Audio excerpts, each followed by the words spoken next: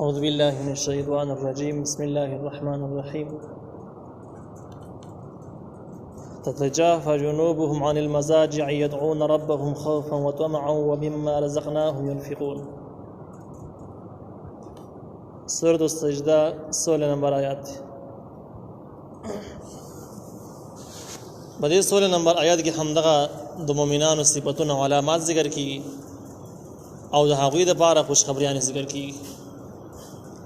د سورۃ عنوان هم دغه شان کې د مؤمنانو او د دین د دشمنانو ښکارا علامات باطنی صفاتونه او ردوانو انجام چې د کافرانو انجام بسنګي د مؤمنانو انجام بسنګي، یعنی حق او د باطل منځ کې فرق، مؤمنانو او د کافرانو منځ کې علامات او صفات. دغه مضمون چې کوم دی د دې سورۃ عنوان دی. نو وړاندې د کافرانو احوال تیر شو، پسې د مؤمنانو صفاتونه بیا روان دي. د مؤمنانو په صفاتونو کې یو دا تتجافى جنوبهم عن المضاجع، لری به ډاډي د دوی عن المضاجع د بسترونه. څه مطلب؟ د شپې په وختونو کې د شپې په ځینې حصه کې به ردي ډاډي د بسترونه لري وځي او دی په پاسېږي يدعون ربهم، دعاګانې به غواړي د خپل رب نه خوفا وطمعا، په یری او تمې سره. دا خوف او طمع چې د ایمان دوه حصې دي او د ایمان معیار دی چې کله انسان کې د الله یره هم طمع حمیده مسلمانی، کله چې انسان باندې طمع غالب شي چې رب الله ارسه کې الله مهربان دی او عذابونه او قهرونه دی بيخیر ذهن نه وسی به انسان به ګناون راډا شي د گمراهي ولاره. او دویمه طریقه د گمراهي دا د انسان د الله تعالی د عذابونو دومره مایوس شي چې ابدا یقین راځي ما الله بخي سری بدنه، نو چې کله د مایوس شي د گمراهي بل لاره ده. او د انسان د گمراهي کېدو دغه دوه لارې دي، یا بیری شي مکمل بیری یا مکمل د تامین ډک شي. دا دوه لارې چې د خطای د گمراهي دي. ایمان علی چې سره یره هم لري تما هم لري. دا کسان د الله تعالی نه دعاګانې غواړي په یری سره په تامین سره. يدعون رب بلیغ خپل رب د دې کې دعاګانې ذکر اذکار منځونه ټول شامل دي. اوس دې ځکه کې دا مسله ده چې یاره مؤمنانو علامه دا ده چې د شپې به راپاسې کې د بسترونه بلري او دوی به دعاګانې کوي، منځ به کوي، اذکار به کوي. نو دا سړی چې فرض منځ کې خدا منځ دی، په دې کې دنه دعاګانې شته دی، دې کې ذکر اذکار شته. آیا دینه دعاګانې مراد دي؟ کړه دینه فرض منځ مراد دی، کړه دینه نفلونه مراد دي، د شپې تهجد منځ ته مراد دي، کومه ته مراد دي؟ دې یو روایت د سید نبی علیہ السلام چې کم نقل شوی دی مسند احمد کې نقل دی. یو صحابي نبی علیہ السلام ته وایي چې ماته د بخي د خیر لار راوخایي چې بس هغه لار باندې روان شم او کامیابی منزل ته ورسېږم. نبی علیہ السلام ورته ویل تاریخ د کمال تاسو کو او ډیر ګران تاسو خو هغه چاته دا ګران نه دی چې چاته الله تعالی آسان کړي. نبی علیہ السلام ته فرمایل چې موږ پابندي کوه، روزه نیسه او دغه شان کې د شپې په یو حصہ کې د الله تعالی نه دعاګانې غواړه موږ کوه. بیا دغه کس ته نبی علیہ السلام وایي چې کوم سمې درته ویله د دې په صفاتونو د خبروم، د دې په حکمت د خبروم، د دې کې څه حکمت دی. پر روزه چې دا ډال له الله تعالی د عذابونو نه بچ کی او دغه شان د کې صدقه چې کومه ده صدقې ذکر یې وکړو. صدقه چې کومه ده د الله تعالی د قهر د غضب یا د ګناہوں چې کوم غور بل کړي هغه غور وجني، د عذابونو غور وجني. او بیا نبی علیہ السلام فرمایي چې دغه شان د کې د شپې مز هم دی، د شپې مز د ګناہوں په وجه چې کوم قهر او د غضب اسباب برابر شوي هغه عذابونه الله تعالی د پکې یو ختميږي. دغه روایت نه معلومیږي چې د دې نه مراد تهجد منځ، لیکن ځینې نور روایتو کې نه دا هم معلومیږي. دغه بل روایت ترمذی شریف نقل کړی دی چې نبی علیہ السلام د روایتونه دا هم معلومیږي چې د تتجافى جنوبهم چې اړخونه به د بسترونه لري، په دې کې د فرض منځونه دي هم مراد دي، یعنی سحر منځ او د ماسوتان منځ په دې او د دینه وای هغه صورت مراد د انسان تلې د فرض منځ د پاره انتظار کوي ماسوتان او د بسترین لري. نو دا ټیم کې هم د بسترین لري او فرض منځ انتظار کې سحر را پاسېدلې منځ انتظار کې خلک ودی. نو د دینه هم سحر منځ دینه مراد شو، فرض منځ دینه مراد شو، د جمع سره چې کم دی وکي. او د دې تایید یو حدیث مبارک نه هم معلومیږي چې نبی علیہ السلام فرمایل سره چې ماسوتان مون د جمع سره وکي دا دومره ثواب لري لکه د نیم شپې پورې په تهجد باندې ولاړی. او سحر مون چې به جمع سره وکي نو دا څه شول کړه ټول شپه چې مونږ کړی نو دا ردی آیات مصداق شو چې تتجافا جنوبهم عن المضاجع چې کوم کس د ماسخوتان منځ اظهار منځ جمع سره وږي هغه به هم شامل دي. لیکن تفسیر بیان قرآن کې دي چې د دینه مراد دا ټول دي مراد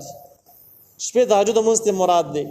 فرض منځونه چا وکړه هغه د آیات مصداق جوړېدل شي. دغه شان د کې ذکر اذکار چې ناس ته اولاړه په هر ټیم کې چې کړي یخي ذکر اذکار کې هغه د آیات مصداق دي دا ټول د دې مصداق کې دي. ومما رزقناهم ينفقون بعض د هغه مال چې موږ ورکړل خرج کوي الله تعالی په لار کې د مظلومانو کمزور خلکو سره یا دین د شاعر سره مرسته هم کوي.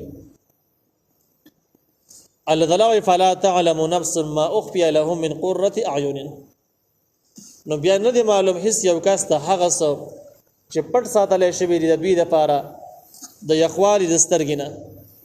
کم لوی نعمتونه چې الله تعالی دې لپاره تیار کړل هغه هیڅ چاته معلوم نه دي چا د لپاره تیار کړی دغه مخکینی صفاتونه والا د لپاره چې هغه الله تعالی په آیاتونو ایمان لري کړه د الله تعالی آیاتونه واوري نصیحت تکیر مسجد مانی پریوزي تسبیح او حمد کې ځان لوی نه غني او د منځونو خیال ساتي د الله تعالی دعاګانې غواړي په یاري تم سره او دې خلکو د پر الله تعالی هغه څه تیار کړی دی چې فلا تعلم نفس هیڅ یو کس ته معلوم نه دی ما اخفي لهم هغه چې پټ ساتل شوی دی د دې لپاره د یخوالي د سترګې نه یعنی دوی خوشاله شي یخوالي د سترګې نه مراد خوشاله دل دې په خوشاله شي جزاء بما كانوا يعملون دا بدل د هغه څه چې دوی کوي دې ځکه نه په مؤمنانو علامات ذکر اخو الله تعالی هغه مضمون بیا ذکر کوي چې آیا مؤمنان او فاسقان د دین دشمنان د دوه علامات تاسو اوریدل د دوه انجام نه تاسو خبر شوي د دوه صفاتونه تاسو معلوم کړل اوس تاسو په سلام وکړي چې د دوه برابر دي نو افمن کان مؤمنا کمن کان فاسقا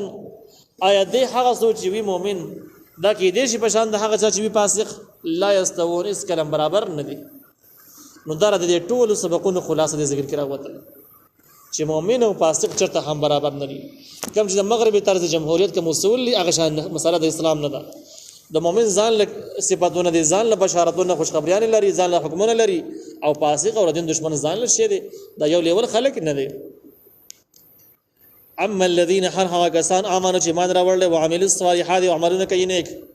فلهم د هغوی د پاره جنت المأوا جنت همیشه نزلا چې بشان د ملمستیا وي دا به نعمتونه داسې ملاويږي چې ګویا د ملما دي بما كانوا يعملون بسبب د هغه چې دوی کول کم نعمتونه چې ورکې د اعزاز او د احترام نعمتونه لکه بشان د ملما باندې کله چې ملما کوړه راځي ملما د کم سيدونه خلک راوړي نو د تعظیم او د احترام سره راوړي او په مخالف د مقابل سوالګری کې سوالګر د څه شي ورکې نو هغه ته بل څه ورکولي هغه تذلیل باغی او ملما ته ورکې نو هغه د اکرام او احترامي او جنتیان د الله تعالی کوم څور کوي د احترام او د اکرام نه ډک معاملې د سپکاوالي باندې د سوالګرو چنت کې معاملې باندې. واما الذين حرها كسان فسقوا جنا فرمان دي فمأواهم النار زي ور دي كلما ارادوا حركه لجدي او اراده وکي په دې ور کې ان يخرجوا من حجر او زر دين دا ورته د بار بخواري کې غاړي ته کوشش کوي اگر جهنم ډېر جوړ دی داغي کم دیوالونو چې دی غډل انتیای لوړ لسو پر راختې نشي لیکن د اور کې بس سخت دسي فطرت دسي چې دی بخواري کې لامبو به هیڅ ځان غاړي دګي دیوال ته ورسي کې ځان غاړي ته وباسي اس یو تبي کوشش به شروع کړای نو بل طریقه باندې بر جهنم د من غاړي تراش چې غاړي تراشي او عيد فيها نو واپس پکړه چې په دی اور کې یا زور زګین ته بیا د کشي منځ ته بده کشي چې دیوال خوا ته بم ناراضي بس دغه منځ کې اوسېګا وقيل ورتبو الى لهم ديتا ذوق وسقي عذاب النار الذي عذاب دور حغا كنتم به تكذبون تاسو درو جن غاڼو تاسو کو جهنم نه مانو تاسو خدای یقین او تصدیق سره کاوه نو زکم ډاډه ګناونه کول اوس هغه ورته واپس شي او یې څنګه څنګه شي ولنذيقنهم الله تعالی مخامه خسکو په دې خلکو باندې په دنیا کې من العذاب الادنى عذاب نزدې عذاب دنیاوی عذابونه دي قات صالح شو وبای مرزونه شو غمونه شو بیامنی شو دا ټول چې کم دینو په دنیاوی عذابونو کې شامل شي دي دون العذاب الاکبر مخد عذاب لوینا دا لوی عذاب چې کم جهنم عذاب دی دا غینه مخه الله تعالی پر دنیا کې هم په دې خلکو باندې دنیاوی عذابونه سکی چې هغه نږدې عذابونه دي دا ول لعلهم يرجعون دې لپاره دی واپس شي د خپل ګناهونو نه د حکمت او دغه مضمون چې کوم ډیر مخکې تر شوی ظهر الفساد فی البر والبحر بما کسبت ايد الناس کوم تر شوی دی د دې آیت خلاصه دا ده چې اصل کې په دنیا کې چې کوم مشکلات راځي، کوم مرزونه راځي، کوم کړهونه راځي، د دې کړهونو بغیر څه باندې درې قسمونه دي. یو خو د پیغمبرانو او د اولیاء او د بزرګانو چې کوم داستان دی، باغې چې کوم امتحانونه درانه امتحانونه او هغه تیر کړی دي. د پیغمبرانو باندې چې کوم ستر غلي د اصل کې د هغه درجاتو د بلندولو لپاره دي چې درجات یې بلند شي. لکه سره څومره ډیګریانې کې څومره امتحانونه ورکړي نو د پورته سي دغه شان کې څومره کړهونه امتحانونه چې دین د لپاره تیار الله تعالی په نسبت مرتبه سي واکېږي، د هغه احوال بدل دي. دویم د عام انسانانو کې د دوه قسم انسانان دي، یو مؤمنان دي او بل کافران دي. بیا په مؤمنانو کې چې کوم دي نو یو هغه د کوم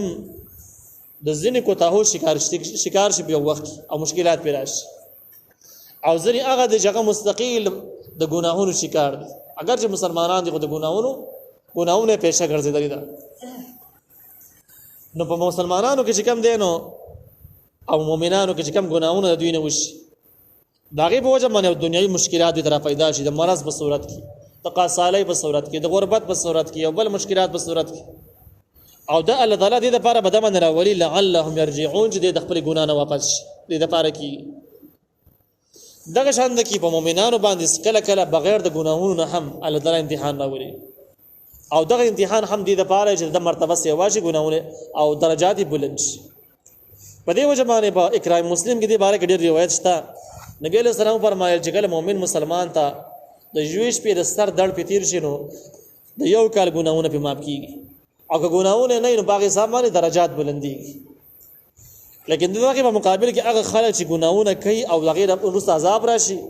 او د عذاب په صورت کې هغه د خپل ګناهونه واپس نشي، توفیق نصیب نشي، په دې معنی د سره پويږي نه د عذاب دی، د ګناهونو نتیجه ده، او د کوم ګناهونو ثمره د ګناهونو پر خوندل او توبه وستل پکار دي. په دغه خبره باندې د سره پويږي نه په ګناهونو باندې بیا هم کلک نو دغه کس لپاره ډبل عذاب شو. د عذاب الادنا چې کوم نه د خلکو لپاره دی چې کوم خلک د سزا تیرم کی خور تیرول نوروز ته غوي اصلاح هم نشي، قشنګ ګناګار پاتې شي، مجرمان پاتې شي. د نږدې عذاب د مخکې د غټ عذاب نه چې د جهنم عذاب دی. د دې خلکو بلې دوه سزاګانو کې یو پیتري فرق شته. عذاب چې کله راشي نو او کوم خلکو باندې چې مستقل عذاب او د عذاب کې د دوی د کامیابی سره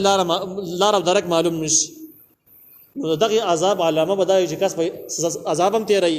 سخت هم تیري، پر عذاب او سخت کې بده سره مطمئن نه مایوس وي، او د مشکلاتو شکار وي مایوس وي، او دغه سره د ګناهونو متوبه هم نه واسي. دغه صحیح عذاب دی، او دغه عذاب ویل دا ټیک خبره. دویم هغه خلکو د پاره چې هغه د ګناهونو توبه وستله، او دغه شان د کې بیا د کوم مشکل چې د تیرای نو باغې دنه د اطمینان او تسلیم لري، شیر بس الله تعالی طرف نه و د ګناهونو هم په توبه وستله، آینده کې به ګناهونه نه کوم، الله تعالی درته مخش ولا. نو دغه تکلیف چې کوم دی د کس باره کې د رحمت یو قسم دا ځان رحمت شو، او د دې رحمت علامه بدای چې کوم ام سخت روم رحمت دی، د دې علامه بدای چې د کس په خپل مشکلاتو کې دنه مطمئن مایوس بنای دای فرقونه دي. د ځګن کې الله تعالی وایي چې موږ به د خلکو باندې په دنیوي سزا ورکو، مکه د غاړې سزا نه کوم د جهنم سزا ده. آیات د ظاهر نه معلومیږي چې ډېر ګناهونه داسې شته دي چې د هغې سزاګانې په دنیا کې میلاویږي، او یا ټول یا ځینې خو په دنیا کې به میلاویږي. د آیات د ظاهر نه معلومیږي. د ځګن کې امام ابن جریر رحمه الله لیکلی دي د احادیث په حواله سره چې په دنیا کې درې ګناهونه داسې شته چې د هغې سزاګانې الله تعالی په دنیا کې ورکوي، او ډېر زر یې ولا ورکوي، ټیم پکې ډېر نه وي. یو سزا یو ګناه چې کوم ده نو بدی کې د مور او پلار نافرمانی، هغوی ناراضه کول او خفه کول دي. دغه چې کوم وبال او سزا ده نو دغه سزا به الله تعالی په دنیا کې ورکوي، او ډېر زیات به ورکوي، او ډېر زر به ولا ورکوي پرې دینه. دا تاریخونه ثابت کړل، دا تجربه هم ثابت کړل، او بشتي ګوهر په حقوق والدین په دې باندې واقعیت ذکر کړی دي، ډېر تاریخونه راوړي دي د حدیثو د قرآني آیتونو نه علاوه ورسته تاریخي واقعیات چې دغه ټولو ثابت کړل چې کوم کسان د مور او پلار سره بد کړي دي تر هغه پورې نه دي مړ شوي، تر څو پورې چې د هغوی بچي غټ شوي نه دي او دغه منزل ته رسولي نه دي، دغه سزاګانې ولا ورکړي نه دي، او قشان دې ورسره کړي نه ده.